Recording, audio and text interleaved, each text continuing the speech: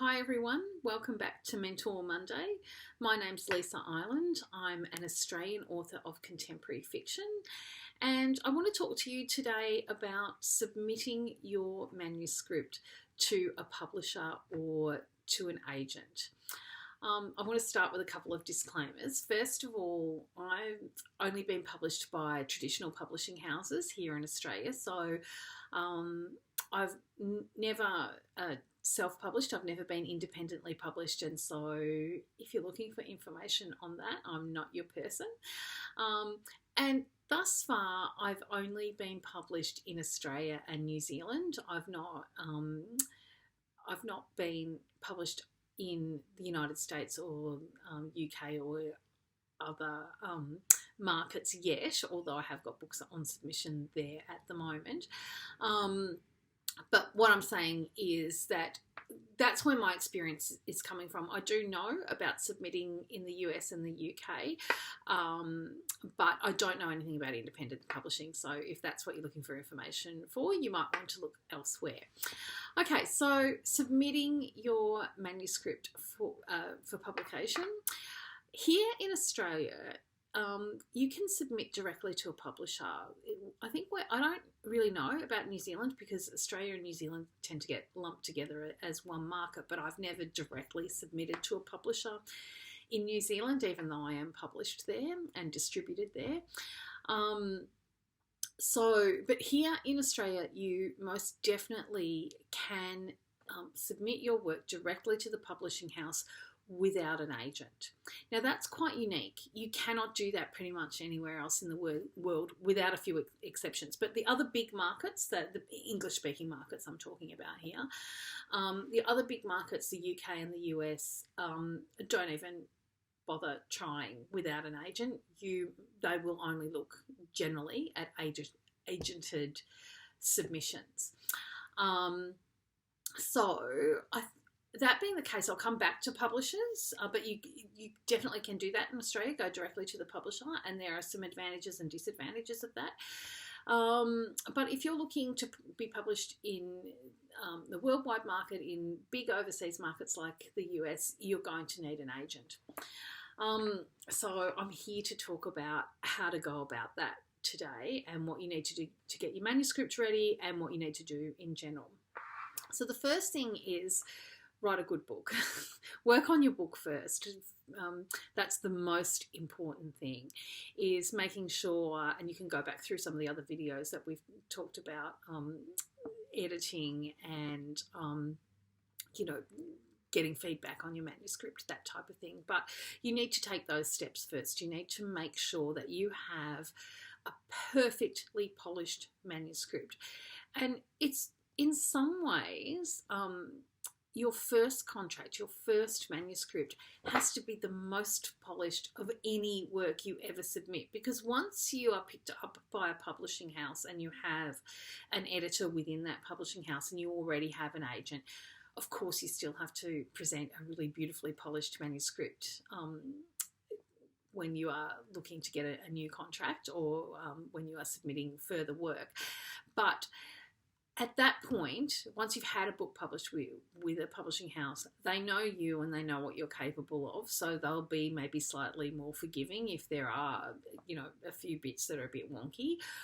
But when you are a brand new author to a publishing house, they are looking for something that they are going to be able to sell in the marketplace. So they're looking, really, they get thousands and thousands and thousands of manuscripts every year, particularly the big houses in New York, for instance. They're just looking for reasons to reject you. And I don't say that to put you off. Actually, this is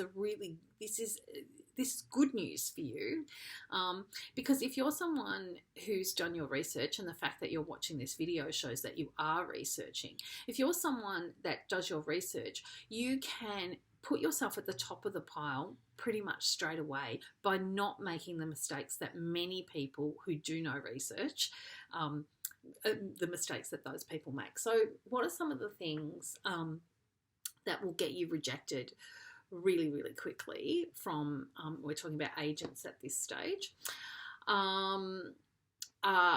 submitting to the wrong agent, so someone who doesn't represent the type of work that you that you've written. So submitting to an agent who has said that they are looking for historical romances and you write speculative fiction, or submitting to an agent that says, I do not accept YA, and you've got a YA novel and you submit to that agent. That's just a waste of everybody's time.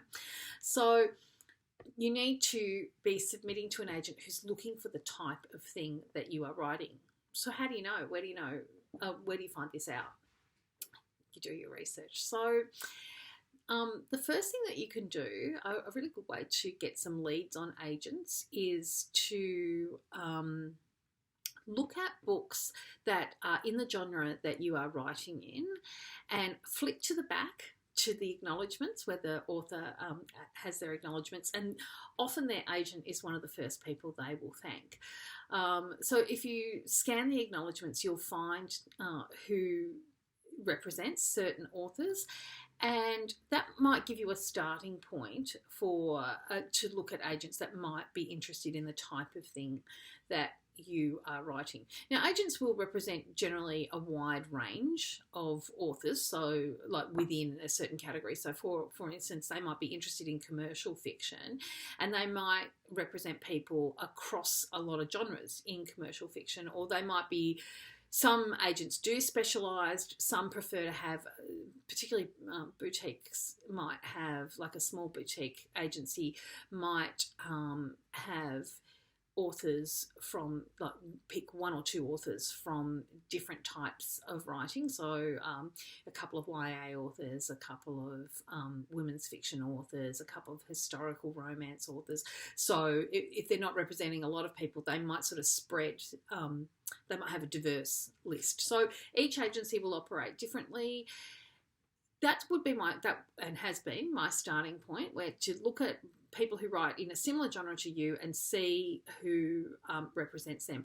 If you've got friends within the writing community, if you know published authors, ask them who their agent is and whether they're happy with them. Are they have they got a good relationship with them? Are they happy with the way their career's going?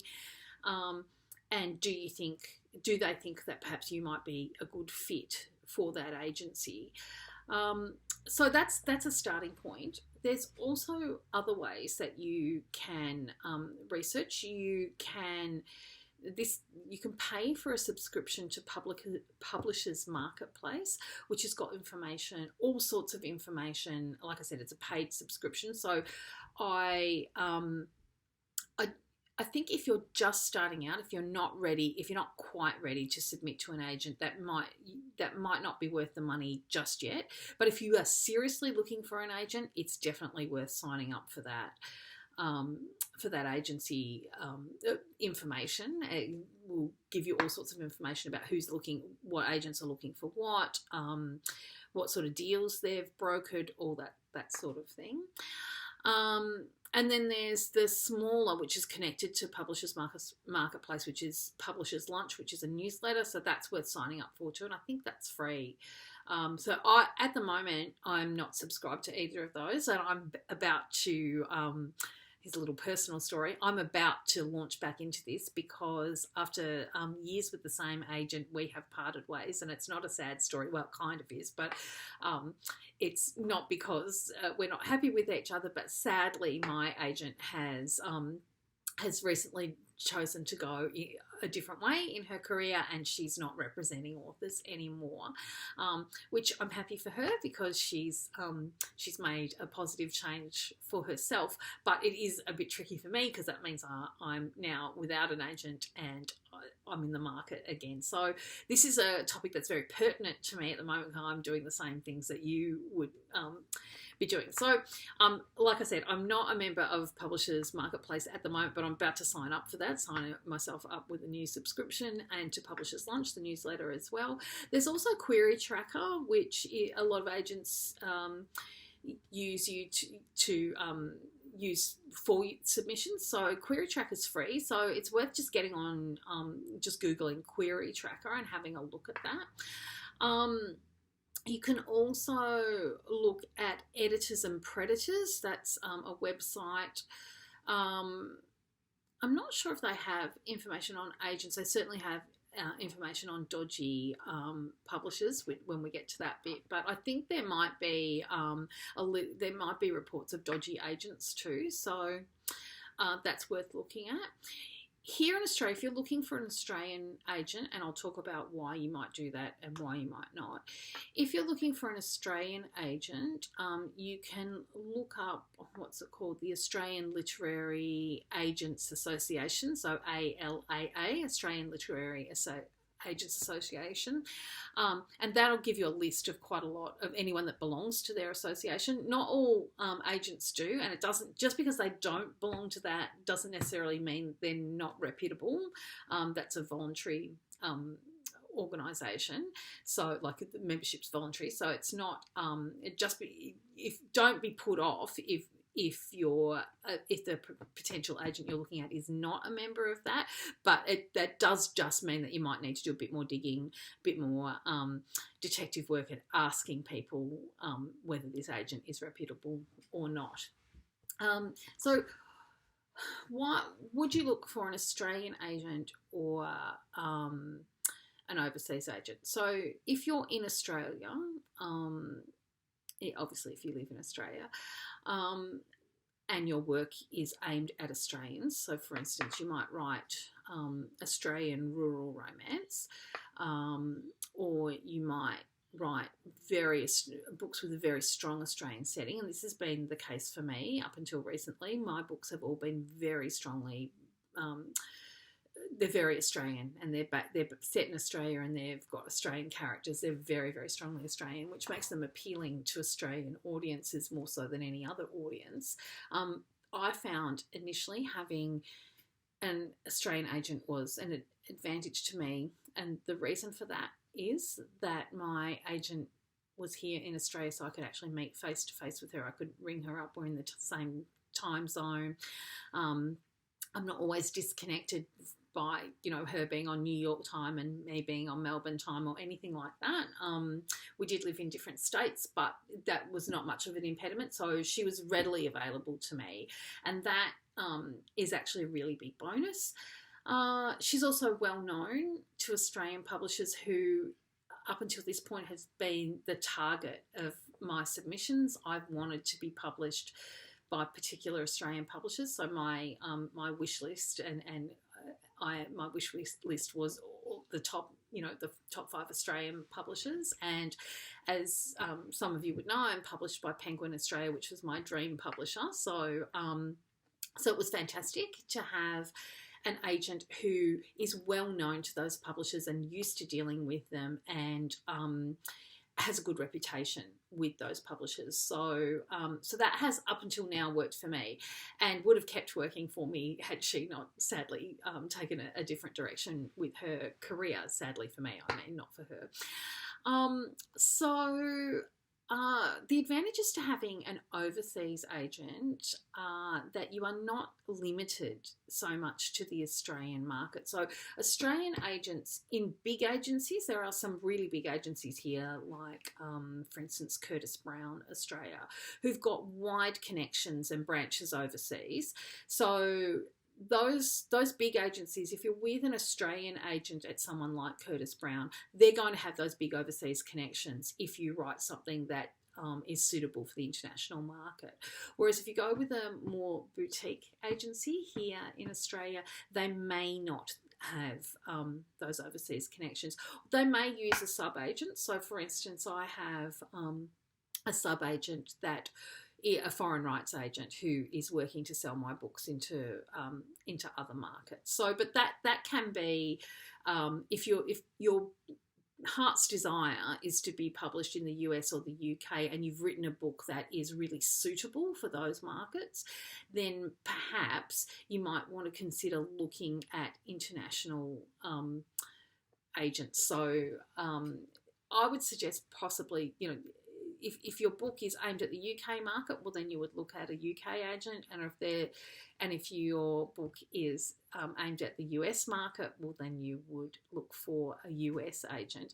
Using those start and look, just go. The other thing that you can do, which is really very simple, but Google find a literary agent, and that gives you lots of articles like this one with tips of how to go about it. But the key thing is to do your research, to find someone who is looking for the type of thing that you are writing, and then to check their submission guidelines carefully and follow them exactly. Every agent will be different. So just because the last one asked for the first 3 chapters or just a query letter and a synopsis or whatever, doesn't mean the next one will. They're all different. So you must read the guidelines really, really, really carefully and adhere to them to the letter. Because as I said in the beginning, they are getting thousands of submissions, and some people never bother to do any research. They just send their whole manuscript off in a post bag, and most people don't take physical submissions these days. The vast majority of agents or publishers want e-submissions. They want you to send it electronically. But you would not believe the amount of people that do no research and submit to the wrong agent, or submit the wrong way. You send the whole manuscript when the agent has only asked for 3 chapters, or sent the manuscript attached when the agent has asked for a query letter only. It's not hard to read the instructions and to follow them. And that way you won't get chucked off the conveyor belt of manuscripts before you even get read.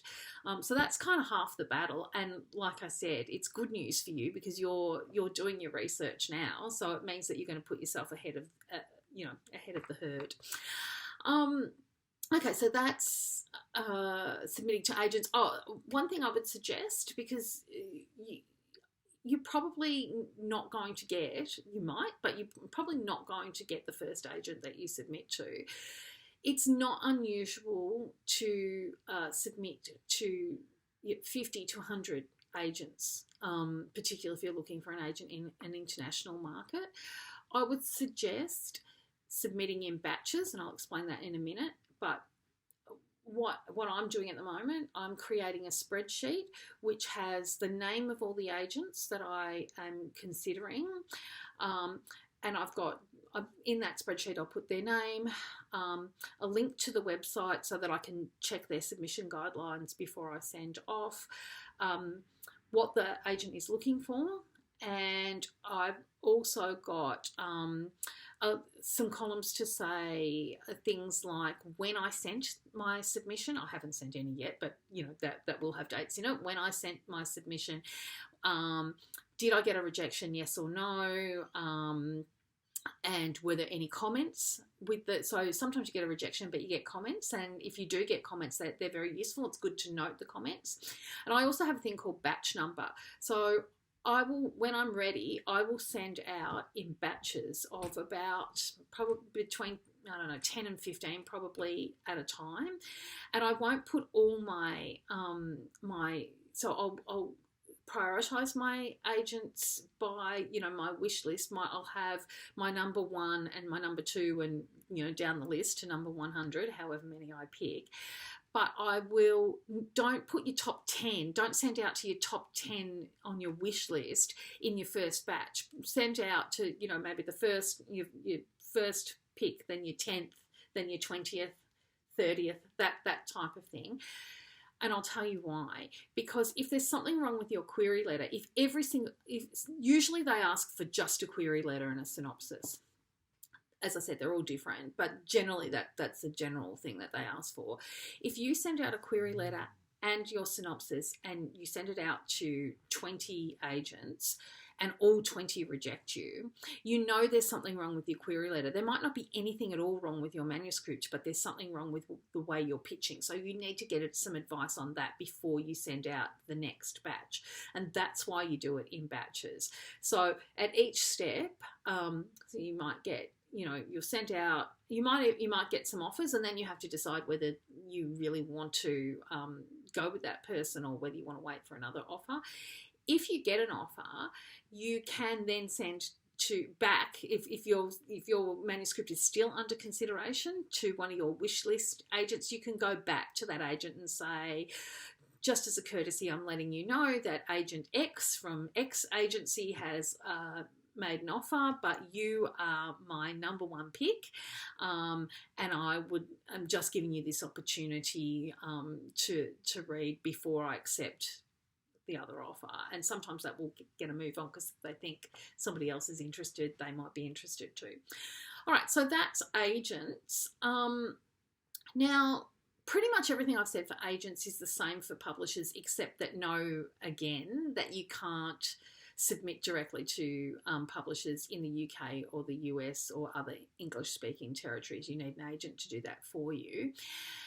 The exception for that are the digital-first publishers. There are some big ones now, mainly coming out of the UK, places like Boldwood, and there's a couple of others. Those big digital-first ones, and do your research on those, because some of them are actually really, really viable options with really good sales. Do your research on them, but those ones you don't need an agent for. And I would suggest that if that is the way you're going, if that's the way you're thinking, that you want one of these big digital first publishers, that maybe not only do you not need an agent, but an agent is not of any advantage to you with those publishers, because your agent will take 15% of your profit, but they can't negotiate much for you with those big digital first publishers. Their contracts are standard and they don't negotiate. So if that's going to be the case, you're going to be giving someone 15% for something that you could have done yourself. So think about that. Think about whether you really want an agent. The same for if you are like me, up until now, if you are just going to submit in Australia and you just want to be published in your home territory of Australia, or you think your book is mainly suitable for the Australian setting, you may decide that at least initially that you don't need an agent to submit to a publisher. And one of the reasons for that is, again, is your royalties, that they will take 15% of your royalties or 15% of your advance for something that you might be able to do yourself. Do bear in mind, though, having an agent can help you get a better deal, which can offset that. So you might get more money up front so that's something to really think about, and really talk to other authors who are published by the publisher that you are aiming at, whether they think it's worth having an agent, whether they have one. I negotiated my first four books myself, and then was picked up by an agent after that.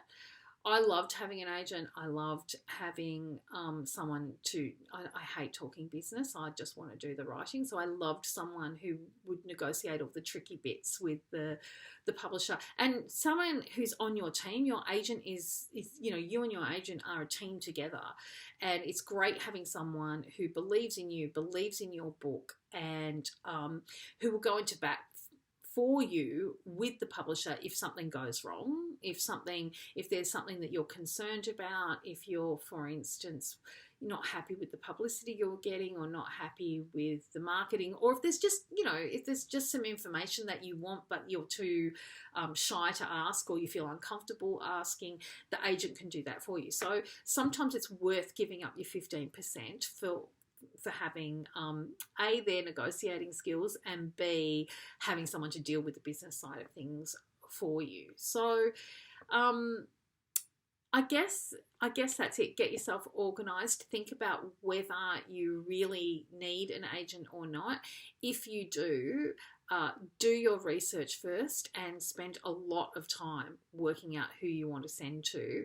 Then make a list. Divide your list up into batches and submit in batches, so that you can refine your submission when you get feedback from the first lot of, if you do get rejections, from your first lot of rejections, you can then refine your pitch to the next lot, and so on until you hopefully get some offers. I think that's pretty much it for today. Don't forget that if you have questions, feel free to contact me by leaving a comment in video underneath the video, or you can contact me via Facebook on my Facebook page, or on Instagram, or via my website. I've got a website that you can contact me there. That'll come straight to my email. So if you've got any questions at all about this or any ideas for further videos, please let me know. And yeah, good luck with all those submissions. Let me know how you go. Okay, I'll see you next week. Bye.